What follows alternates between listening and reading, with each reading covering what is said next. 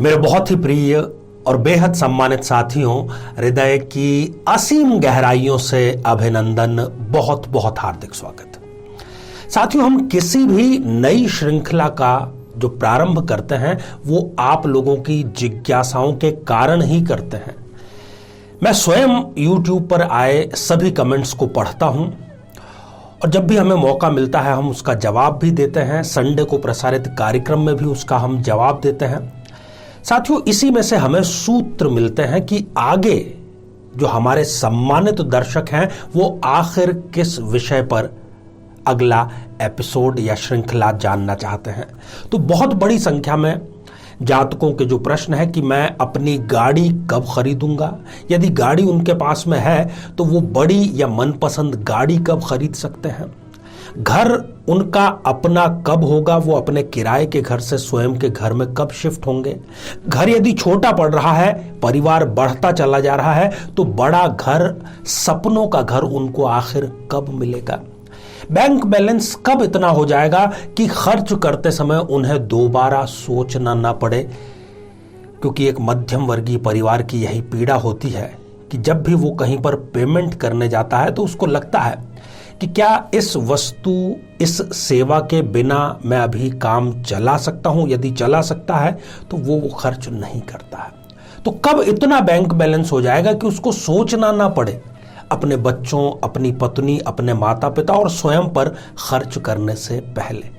साथियों, भौतिक संसाधन सब कुछ नहीं होते, परंतु आज के जीवन में खासतौर पर 21वीं सदी में बहुत बड़ी अहमियत उनकी है, भौतिक संसाधनों की। तो इस श्रृंखला में हमारा विशुद्ध प्रयास यही रहेगा कि कब आपको गाड़ी, बंगला और बैंक बैलेंस मिलेगा, भौतिक सुख सुविधाएं मिलेंगी। और आज इस एपिसोड में हम चर्चा करेंगे मेष लग्न की जन्म पत्रिका पर, मेष लग्न के जातकों के बारे में।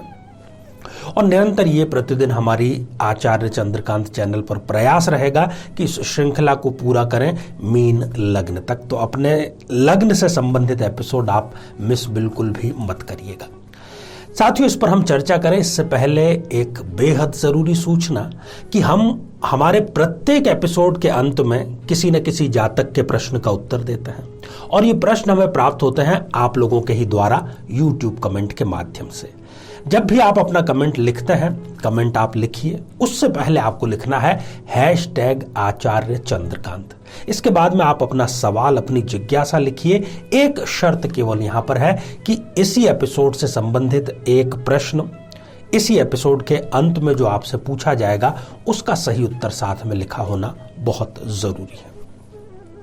तो आइए साथियों, बिना किसी देरी किए हम मेष लग्न की जन्म पत्रिका में कब आपको गाड़ी, बंगला और बैंक बैलेंस मिलेगा जानते हैं, वो भी बेहद आसानी से। साथियों, ये जो आप स्क्रीन पर एक जन्म पत्रिका देख पा रहे हैं, 1 नंबर लग्न में लिखा है, 1 नंबर है मेष राशि, इसलिए हम इस जन्म पत्रिका को संबोधित करेंगे कि ये एक मेष लग्न की जन्म पत्रिका है। साथियों, किसी भी कुंडली का जो लग्न होता है वो बड़ा महत्वपूर्ण होता है। लग्न का अर्थात है हम स्वयं, हमारा ये जो फिजिकल शरीर है, दिमाग है, हमारा जो बल है, ये लग्न कहलाता है। और सुख भाव, चतुर्थ भाव, जो भौतिक संसाधन है उसका विचार हम सुख भाव से करते हैं, जैसे कि हमारा मकान, हमारी लाइफ स्टाइल का ही ये हिस्सा है। जितने आपके भौतिक संसाधन होंगे उससे आपकी लाइफ स्टाइल जानी जाएगी। आप रिस्क कितनी लेना चाहते हैं, कितनी ले सकते हैं, चतुर्थ भाव से ये देखा जाता है। वाहन आप कौन सा रखेंगे, कितने रखेंगे, दिल आपका कैसा है, स्वस्थ है नहीं है, श्वसन तंत्र कैसा है, इन सब चीजों का विचार चतुर्थ भाव से किया जाता है। अब यहां पर आज मैं 7 ऐसी बिंदुओं की चर्चा करने जा रहा हूं। वो बिंदु यदि आप मेष लग्न के हैं तो उन बिंदुओं के और उन ग्रहों के काल खंड में, अर्थात उनकी दशाओं में, अंतर दशाओं में आपको राजयोग, भौतिक सुख सुविधाओं वाला अवश्य ही मिलता है। साथियों, सबसे पहला बिंदु है कि यदि इस जन्म पत्रिका में गुरुदेव बृहस्पति कर्क राशि में आकर के बैठ जाएं, अर्थात वो उच्च राशि के हो जाएं।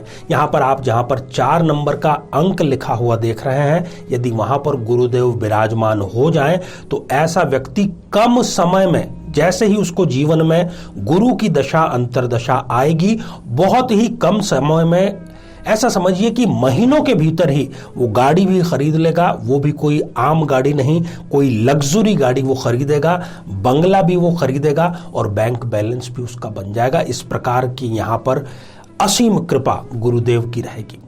इसका जो खानदान है, ये अपने खानदान में सबसे पहला व्यक्ति होगा बड़ी गाड़ी खरीदने वाला, बड़ा घर बनाने वाला, बड़ी बड़ी विदेश यात्राएं करने वाला, पहला व्यक्ति खानदान का। और कई बार तो ये जातक अपने विवाह के पूर्व ही ये तीनों चीजें अर्जित कर लेता है।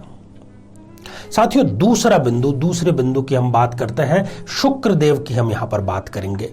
यदि इस जन्म पत्रिका में शुक्र देव वृषभ, तुला या मीन राशि में है, वृषभ, तुला और मीन कहां पर है, जो दर्शक कम थोड़ा सा समझते हैं एस्ट्रोलॉजी, उनको मैं बतला दूं कि जहां पर आप 2 नंबर का अंक, 7 नंबर का अंक और 12 नंबर का अंक लिखा हुआ देख रहे हैं, कई लोगों को ये गलत फहमी होगी कि यहां पर शुक्र मारक होगा। मारक तो वो है ही, परंतु वो भौतिक सुख सुविधाएं इनको देगा शुक्र की दशा अंतर्दशा में, और शुक्र की दशा में इनको धन मिलेगा नहीं, धन इन पर आकर के बरसेगा। तो फिर गाड़ी, बंगला और बैंक बैलेंस बहुत ही छोटी चीज है। शुक्र इनको शक्तिशाली भी बना देगा। ये समाज में और अपने शहर में एक अपनी ऐसी रेपुटेशन बनाएंगे, पावर पॉइंट भी ये बनेंगे। साथियों, बात करते हैं अगले बिंदु की, तीसरे बिंदु की।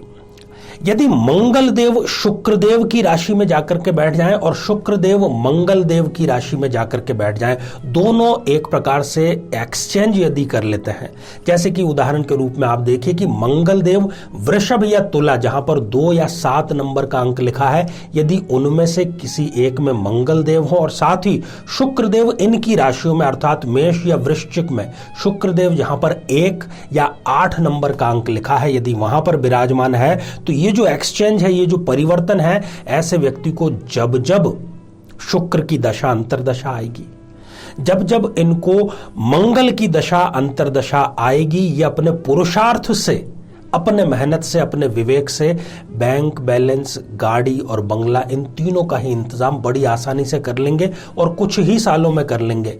लोग इनके बारे में इस प्रकार की बातें भी करेंगे कि अरे, मैं 2 साल पहले मिला था, ये साइकिल पर घूम रहा था, ये मोटरसाइकिल पर घूम रहा था, ये एक टूटी फूटी सी कोई दूसरी गाड़ी पर घूम रहा था और अब इसके देखिए जलवे आप। इस प्रकार की चर्चाएं इनके बारे में होने लगेगी।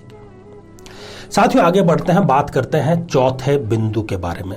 यदि इस जन्म पत्रिका में शुक्र और शनिदेव आपस में राशि का एक्सचेंज कर लेते हैं, तो यदि शुक्र देव 11 या 10 नंबर इनमें से कहीं पर विराजमान हो जाए और शनिदेव 2 या 7 नंबर जहां पर लिखा हुआ देख रहे हैं, यदि वहां पर विराजमान हो जाए, ये जो एक्सचेंज है, ये भी यदि है, तो शुक्र की और शनि की दशा अंतर्दशा इनके लिए परम योग कारक रहेगी।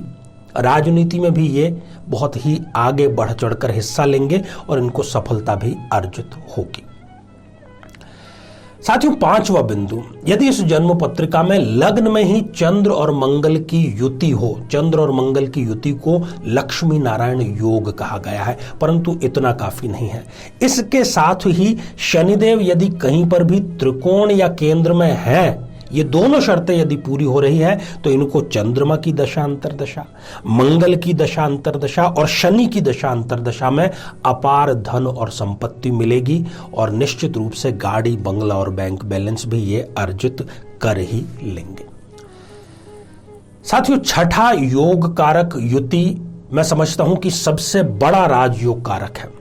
यदि इस जन्म पत्रिका के किसी भी भाव में मंगल, शनि, शुक्र और बुध, ये चारों एक ही भाव में यदि युति करके बैठ जाएं, तो ये धनी नहीं, महाधनी योग का निर्माण करता है। ऐसा व्यक्ति जमीन से आसमान तक की यात्रा करता है, अर्थात वो शून्य से शिखर तक की यात्रा करता है। पैसों से, कुछ पैसों से वो अरबपति बनने तक की यात्रा करता है। उसको मंगल की, शनि की, शुक्र की, बुध की, इन चारों की दशाएं, अंतरदशाएं अपार धन संपदा प्रदान करती हैं। साथियों, बात करते हैं अंतिम बिंदु, 7वें बिंदु की। यदि इस जन्म पत्रिका में चंद्र और मंगल, जैसा कि अभी हमने चर्चा की, लक्ष्मी नारायण योग, चंद्रमा और मंगल की जो युति है वो लग्न में, द्वितीय भाव में, चतुर्थ भाव में, सप्तम भाव में, दशम भाव में या 11वें भाव में, इनमें से किसी भी भाव में हो तो वो इनको धनदायक देती है। ये अपग्रेड जरूर होते हैं छोटी गाड़ी से बड़ी गाड़ी में, खासतौर पर चंद्रमा और मंगल की दशा या अंतरदशा में, छोटे घर से बड़े घर में, और कुछ यात्राओं से ये बड़ी बड़ी विदेश यात्राएं करने में और अपने बैंक बैलेंस को बढ़ाने में भरपूर अपना ये जो समय है इसका उपयोग करते हैं। अपने विवेक से ये कार्य लेते हैं। लक्ष्मी नारायण योग व्यक्ति को फाइटर बनाता है। वो कभी भी जल्दी समर्पण या सरेंडर नहीं करता है। कल्पनाशीलता उसकी बहुत जबरदस्त होती है। महत्वाकांक्षी वो बहुत ज्यादा होता है। तो साथियों, आज हमने चर्चा की मेष लग्न की। इसी प्रकार से ये चर्चा हमारी जारी है। यदि आप भी जानना चाहते हैं कि कब है आपके गाड़ी, बंगला और बैंक बैलेंस बनने का योग, तो इस श्रृंखला आप जरूर देखिएगा। आइए साथियों, अब हम बढ़ते हैं आज के हमारे कमेंट के चरण की ओर। आज हमने कमेंट शामिल किया है किरण सिंह जी का, जो कि उन्होंने लिखा है आरा, बिहार से। आपने पूछा है कि गुरु और राहु चांडाल योग की निर्मिति आपकी जन्म पत्रिका में हो रही है, आखिर क्या उपाय है इससे छुटकारा प्राप्त करने का। देखिए, आपके गुरु और राहु की जो युति है वो सप्तम भाव में विराजमान हो रही है। खास तौर पर यह आपके दाम्पत्य जीवन को दंश दे सकती है। इसके लिए आपको चाहिए कि आप बृहस्पति नामावली का पाठ नियमित रूप से करें। बृहस्पतिवार से इसको प्रारंभ करें और साथ ही कुंडली मिलाए बिना भूल कर भी विवाह न करें। तो आइए साथियों, अब आज का बेहद ही आसान सा प्रश्न। आज हमने चर्चा की मेष लग्न की, चर्चा की गाड़ी, बंगला और बैंक बैलेंस बनने की। तो आज हमने चर्चा में कितने बिंदुओं की चर्चा की है? साथियों, आप सभी स्वस्थ, समृद्ध और शांतिपूर्वक जीवन व्यतीत करें। नमस्कार।